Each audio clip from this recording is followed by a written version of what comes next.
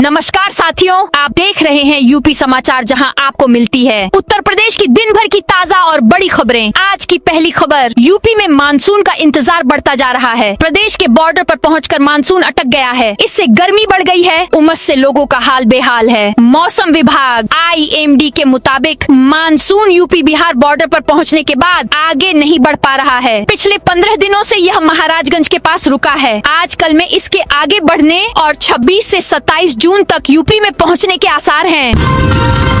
राम मंदिर चढ़ावा चोरी की रिपोर्ट SIT ने सरकार को सौंपी। अयोध्या राम मंदिर चढ़ावा चोरी मामले में SIT ने मंगलवार को अपनी जांच रिपोर्ट राज्य सरकार को सौंप दी। सूत्रों के मुताबिक इसमें FIR दर्ज करने और ट्रस्ट को दोबारा गठित करने की सिफारिश की गई है। किसी सीनियर अफसर को मंदिर का CEO नियुक्त करने का भी सुझाव है। डिटेल जाँच के लिए SIT ने और समय मांगा है। रिपोर्ट गृह विभाग के additional chief secretary Sanjay Prasad को रिपोर्ट सौंपी गई है। टीम ने बताया कि 20 पन्नों की यह शुरुआती रिपोर्ट है। इसमें 150 लोगों से पूछताछ की डिटेल है।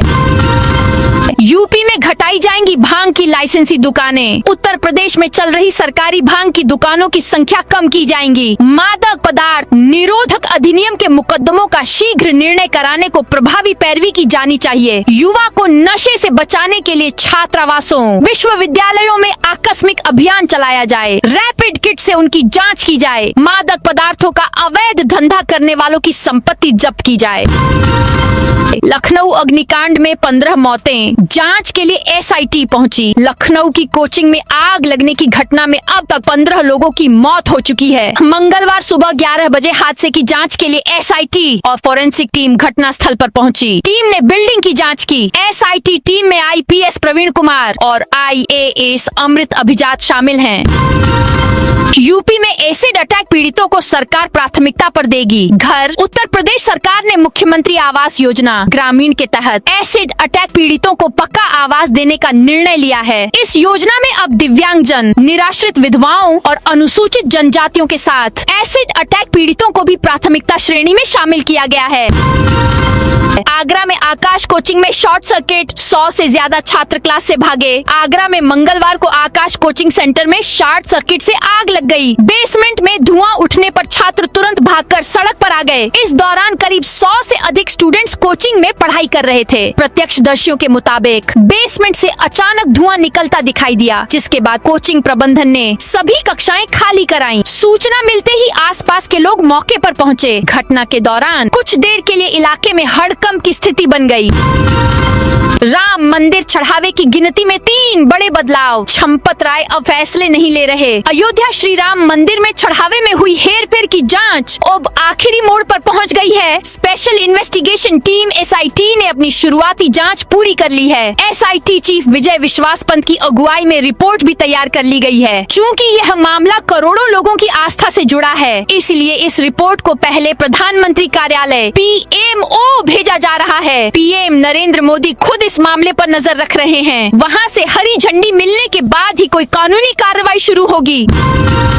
वाराणसी में रोपवे का किराया तय, सावन में लागू होगा। वाराणसी में पब्लिक ट्रांसपोर्ट के लिए बनाया गया रोपवे सावन के साथ ही शुरू होने के आसार है। माना जा रहा है कि इस सावन बाबा के धाम में श्रद्धालु रोपवे से दर्शन करने पहुंचेंगे। रोपवे की यात्रा के लिए मंगलवार को वाराणसी विकास प्राधिकरण ने किराया सूची जारी की है। यात्रियों के लिए वाराणसी कैंट, विद्यापीठ, रथ यात्रा एवं गोदौलिया चौक स्टेशनों के बीच न्यूनतम किराया 10 रुपए और अधिकतम किराया 50 रुपए निर्धारित किया गया है। वाराणसी कैंट से गोदौलिया चौक तक की संपूर्ण यात्रा का किराया मात्र 50 होगा, जबकि विद्यापीठ से रथ यात्रा तक यात्रा के लिए केवल 10 का शुल्क देय होगा।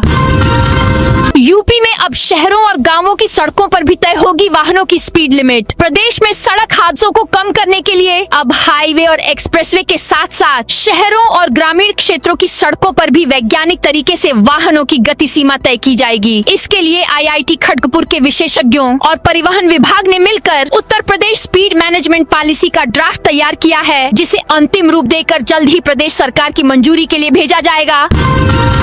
यूपी में टीईटी अनिवार्यता हटाने को सांसदों से समर्थन मांगेगा महासंघ। शिक्षक पात्रता परीक्षा टीईटी लागू होने से पहले से कार्यरत शिक्षकों पर इसकी अनिवार्यता समाप्त कराने की मांग को लेकर अखिल भारतीय राष्ट्रीय शैक्षिक महासंघ ने अपने राष्ट्रव्यापी आंदोलन के दूसरे चरण के तहत सांसद संपर्क व सांसद समर्थन अभियान शुरू करने का निर्णय लिया है। इसके तहत 5 जुलाई तक देश भर के सांसदों से संपर्क कर उन्हें ज्ञापन दिया जाएगा। सोमवार को संगठन की राष्ट्रीय स्तर की ऑनलाइन बैठक में लिया गया। बैठक की अध्यक्षता राष्ट्रीय अध्यक्ष प्रोफेसर नारायण लाल गुप्ता ने की। यूपी में 8 कमरों तक के होम स्टे को योगी सरकार की हरी झंडी। उत्तर प्रदेश में रिकॉर्ड तोड़ संख्या में पहुंच रहे देशी विदेशी पर्यटकों को देखते हुए योगी सरकार ने राज्य की बेड एंड ब्रेकफास्ट और होम स्टे नीति 2025 में बड़ा संशोधन किया है। मुख्यमंत्री योगी आदित्यनाथ के विजन के अनुरूप अब राज्य में पर्यटकों को ठहराने की व्यवस्था को और अधिक सुलभ और किफायती बनाया जा रहा है। सरकार के इस कदम से न केवल पर्यटकों को ठहरने के लिए शानदार विकल्प मिलेंगे, बल्कि स्थानीय लोगों के लिए स्वरोजगार के नए दरवाजे भी खुलेंगे। सीएम योगी देंगे मृतकों के परिजनों को 5-5 लाख रुपए। घायलों के लिए विशेष सुविधा का ऐलान। अलीगंज अग्निकांड के बाद मुख्यमंत्री योगी आदित्यनाथ की सरकार ताबड़तोड़ एक्शन के मूड में दिख रही है। किंग जॉर्ज मेडिकल कॉलेज से निकलने के बाद मुख्यमंत्री ने 5 कालिदास मार्ग स्थित अपने आवास पर हाई लेवल मीटिंग आयोजित की, जिसमें सभी बड़े और प्रमुख अफसर शामिल हुए। मुख्यमंत्री ने शासन व प्रशासन के अधिकारियों से हादसे की पूरी जानकारी ली। उन्होंने अग्निकांड के दोषियों पर कड़ी कार्रवाई के भी निर्देश दिए। इस मीटिंग के बाद 4 लोगों को तत्काल प्रभाव से सस्पेंड किया गया। बरेली में कैनविज कंपनी का सीईओ भगोड़ा घोषित। बरेली में निवेशकों का पैसा दोगुना करने और प्लॉट दिलाने के नाम पर करोड़ों रुपए जुटाने के आरोपों में घिरे कैनविज इंडस्ट्रीज लिमिटेड के सीईओ की मुश्किलें बढ़ती जा रही हैं। बरेली पुलिस ने उसे भगोड़ा घोषित करते हुए गिरफ्तारी पर 25,000 रुपए का इनाम घोषित किया है। वरिष्ठ पुलिस अधीक्षक अनुराग आर्य के आदेश पर यह कार्रवाई की गई है। पुलिस की टीमें पिछले करीब 1 वर्ष से उसकी तलाश में जुटी हैं, लेकिन अब तक उसका कोई सुराग नहीं मिल सका है। काशी में गंगा नदी में नाव पर नॉनवेज और बियर शराब पार्टी करने का मामला सामने आया है। वीडियो में 5 नाविक नाव में बैठकर चिकन बनाते दिखाई दे रहे हैं, साथ में शराब और बियर पी रहे हैं। इसके बाद वो नॉनवेज भी परोसते नजर आ रहे हैं। सोशल मीडिया पर वीडियो शेयर होने के बाद दशाश्वमेध चौकी प्रभारी ने मंगलवार को तहरीर देकर केस दर्ज कराया है। पुलिस ने बीएनएस की धारा 196 और धारा 299 के तहत केस दर्ज कर 5 नाविकों को गिरफ्तार कर लिया। नाव को सीज कर दिया है। हालांकि वीडियो कब का है, इसकी जांच की जा रही है। मुरादाबाद जिला अस्पताल के पास फुटपाथ पर खड़े वाहन हटाए। मुरादाबाद के सिविल लाइंस क्षेत्र में जिला अस्पताल के पास बनोबाग इलाके में नगर निगम ने फुटपाथ पर हो रही अवैध पार्किंग के खिलाफ अभियान चलाया। प्रवर्तन टीम ने मौके पर पहुंचकर फुटपाथ पर खड़े 2 पहिया और 4 पहिया वाहनों को हटवाया तथा वाहन मालिकों को दोबारा ऐसा न करने की चेतावनी दी। कानपुर देहात में 8 कोचिंग संस्थान सीज, कार्यवाही जारी। लखनऊ के कोचिंग संस्थान में हुए अग्निकांड के बाद पूरे प्रदेश में प्रशासन सतर्क हो गया है। कानपुर देहात में भी जिला प्रशासन ने फायर सुरक्षा और संचालन मानकों की जांच के लिए एक विशेष अभियान शुरू किया है। जिलाधिकारी के निर्देश पर एक टीम का गठन किया गया है, जो लगातार कोचिंग संस्थानों का निरीक्षण कर रही है। इस टीम में एसडीएम, डिप्टी एसपी, अग्निशमन विभाग और शिक्षा विभाग के अधिकारी शामिल हैं। टीम जिले के विभिन्न क्षेत्रों में फायर सुरक्षा, भवन की स्थिति, आपातकालीन निकास और अन्य आवश्यक मानकों की जांच कर रही है। पीएम सूर्य घर योजना शिविर में मिले 100 आवेदन। गाजीपुर में प्रधानमंत्री सूर्य घर मुफ्त बिजली योजना के तहत विकास भवन ऑडिटोरियम में एक मेगा शिविर का आयोजन किया गया। इस कार्यक्रम की अध्यक्षता जिलाधिकारी अनुपम शुक्ला ने की। जिलाधिकारी ने बताया कि यह सरकार की एक महत्वपूर्ण योजना है, जिसका उद्देश्य आम नागरिकों को स्वच्छ ऊर्जा से जोड़ना और उनके बिजली खर्च को कम करना है। एसएसपी ने सर्राफा व्यापारियों संघ की बैठक। उन्नाव में सर्राफा व्यापारियों की सुरक्षा और अपराधों की रोकथाम के लिए मंगलवार को पुलिस लाइन सभागार में एक महत्वपूर्ण बैठक आयोजित की गई। वरिष्ठ पुलिस अधीक्षक एसआईएसपी जय प्रकाश सिंह ने बैठक की अध्यक्षता की। इसमें जिले के विभिन्न थाना क्षेत्रों से आए सर्राफा व्यापारियों के साथ अपर पुलिस अधीक्षक उत्तरी अखिलेश सिंह, अपर पुलिस अधीक्षक दक्षिणी शैलेंद्र लाल और क्षेत्राधिकारी बांगरमू हर्ष मोदी सहित अन्य पुलिस अधिकारी मौजूद रहे। उन्नाव में बड़े मंगल पर उमड़ी श्रद्धालुओं की भीड़। उन्नाव में ज्येष्ठ माह के 8वें बड़े मंगल पर मंगलवार को पूरा जनपद भक्तिमय हो उठा। शहर से लेकर शुक्लागंज तक स्थित हनुमान मंदिरों में सुबह से ही श्रद्धालुओं की भारी भीड़ उमड़ पड़ी। मंदिरों में विशेष पूजा अर्चना, सुंदरकांड पाठ और हनुमान चालीसा का आयोजन किया गया। जगह जगह भंडारे भी लगे, जिससे वातावरण भक्तिमय बना रहा। जुलाई के आखिरी हफ्ते में अलीगढ़ आ सकते हैं पीएम। प्रधानमंत्री नरेंद्र मोदी जुलाई के अंतिम सप्ताह में अलीगढ़ का दौरा कर सकते हैं। प्रस्तावित दौरे के दौरान वे राजा महेंद्र प्रताप सिंह राज्य विश्वविद्यालय के नए परिसर का लोकार्पण करेंगे। प्रधानमंत्री के संभावित दौरे को देखते हुए मुख्यमंत्री योगी आदित्यनाथ सोमवार को अलीगढ़ पहुँचे और तैयारियों की समीक्षा की। मुरादाबाद से गुरुग्राम के लिए चलेगी बस। यात्रियों का समय और पैसा दोनों बचेंगे। हरियाणा के गुरुग्राम जाने वाले यात्रियों के लिए जल्द ही अच्छी खबर मिल सकती है। उत्तर प्रदेश राज्य सड़क परिवहन निगम रोडवेज मुरादाबाद से गुरुग्राम के बीच सीधी बस सेवा शुरू करने की तैयारी कर रहा है। शुरुआती चरण में इस रूट पर 2 बसों के संचालन का प्रस्ताव तैयार किया गया है। पीएम स्वनिधि योजना 30 जून तक चलेगा। विशेष अभियान। सिद्धार्थनगर में प्रधानमंत्री street vendors Atmanirbhar Nidhi PM Svanidhi योजना की पहुंच बढ़ाने के लिए 1 जून से 30 जून तक एक विशेष अभियान चलाया जा रहा है। इस 1 महीने के अभियान का उद्देश्य अधिक से अधिक फुटपाथ विक्रेताओं को योजना से जोड़कर उन्हें ऑनलाइन डिजिटल सशक्तिकरण और विभिन्न कल्याणकारी योजनाओं का लाभ उपलब्ध कराना है। गोंडा में बिजली विभाग की बड़ी लापरवाही। गोंडा जिले के आजाद नगर बेलसर बाजार में आज मंगलवार को 11,000 हाई टेंशन लाइन का तार टूटकर सड़क पर गिर गया। यह 1 महीने के भीतर दूसरी बार है जब इस बाजार में हाई टेंशन तार टूटा है। गनीमत रही कि तार में बिजली नहीं थी, जिससे कोई बड़ा हादसा टल गया।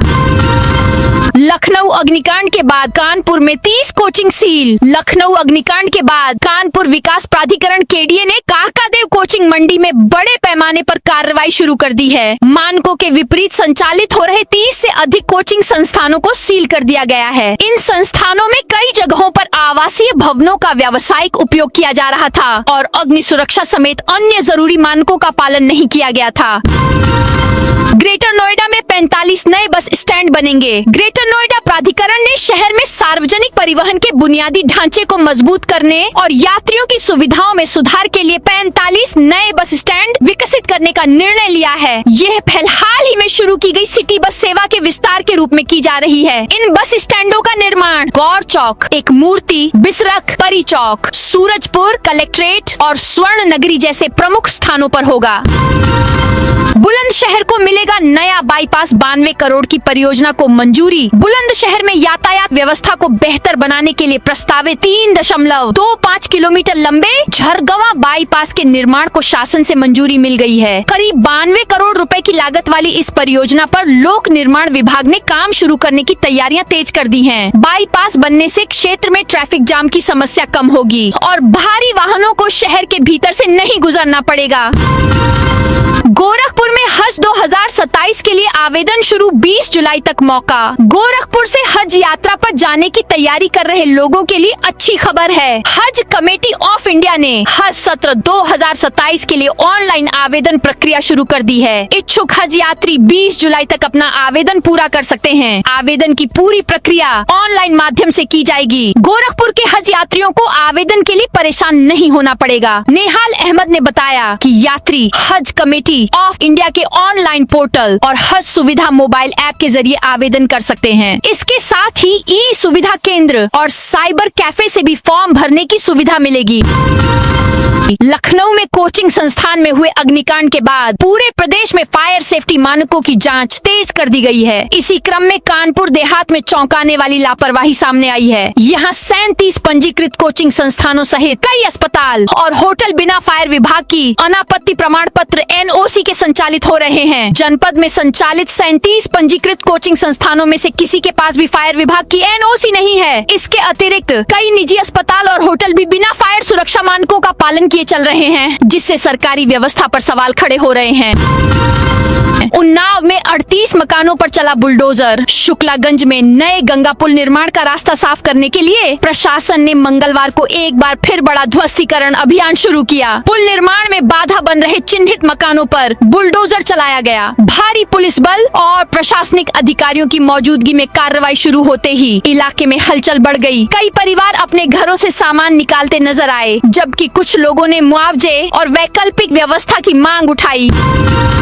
चंदौली में पुलिस ने पकड़े 618 लीटर अवैध शराब। चंदौली पुलिस ने जेठमलपुर तिराहे के पास राष्ट्रीय राजमार्ग पर जांच के दौरान एक महिंद्रा बोलेरो पिकअप वाहन से 618 लीटर अवैध अंग्रेजी शराब और बियर बरामद की है। इस कार्रवाई में 2 शराब तस्करों को भी गिरफ्तार किया गया, जो यह खेप बिहार ले जाने की फिराक में थे। सैयद राजा थाना पुलिस टीम ने वाहन की तलाशी ली। इस दौरान धान की भूसी के नीचे छिपा कर रखी गई अवैध शराब और बियर की केन मिली। पुलिस ने मौके से 2 तस्करों को दबोच लिया।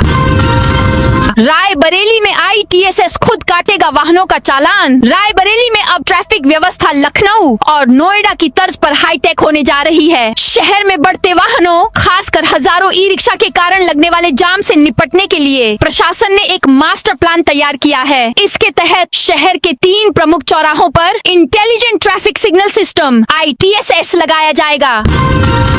सीएम योगी का आगरा दौरा, निरस्त मंत्रियों का आना भी कैंसिल। मुख्यमंत्री योगी आदित्यनाथ 23 जून का आगरा भ्रमण कार्यक्रम निरस्त हो गया है। लखनऊ में हुए अग्निकांड के बाद उनका यह दौरा निरस्त किया गया है। इसके साथ ही अन्य मंत्रियों का कार्यक्रम भी कैंसिल कर दिया गया है। विकास कार्य एवं कानून व्यवस्था की समीक्षा बैठक फिलहाल नहीं होगी। राम मंदिर छड़ावा केस में नया मोड़, शंकराचार्यों की एंट्री की मांग। समाजवादी पार्टी के सांसद अफजाल अंसारी ने राम मंदिर के कथित छड़ावा चोरी मामले पर बीजेपी पर तीखा हमला बोला है। उन्होंने कहा कि जब सपा प्रमुख अखिलेश यादव ने पहली बार इस मामले को उठाकर जांच की मांग की थी, तब कई लोगों ने इसका विरोध किया था। ANI न्यूज एजेंसी के मुताबिक उन्होंने इस ज्वलंत मामले की शंकराचार्यों से जांच कराने की मांग की है।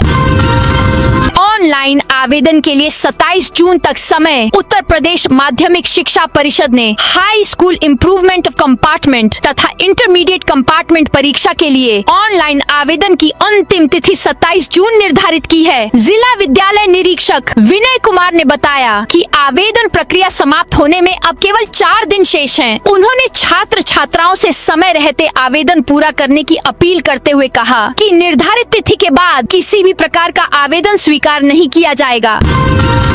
कासगंज लखनऊ एक्सप्रेस ट्रेन को मिली मंजूरी। केंद्र सरकार ने कासगंज से लखनऊ के बीच नई रेल सेवा को मंजूरी दे दी है। रेल मंत्री अश्विनी वैष्णव ने इस संबंध में पत्र जारी कर जानकारी दी। यह नई ट्रेन कासगंज ऐशबाग एक्सप्रेस के नाम से संचालित होगी, जिससे जनपद वासियों की लंबे समय से चली आ रही मांग पूरी होगी। रेल मंत्री द्वारा जारी पत्र के अनुसार यह ट्रेन कासगंज से चलकर बरेली, पीलीभीत, पूरनपुर, मैलानी, लखीमपुर और सीतापुर होते हुए लखनऊ के ऐशबाग स्टेशन तक पहुंचेगी। यह मार्ग कई महत्वपूर्ण शहरों को जोड़ेगा।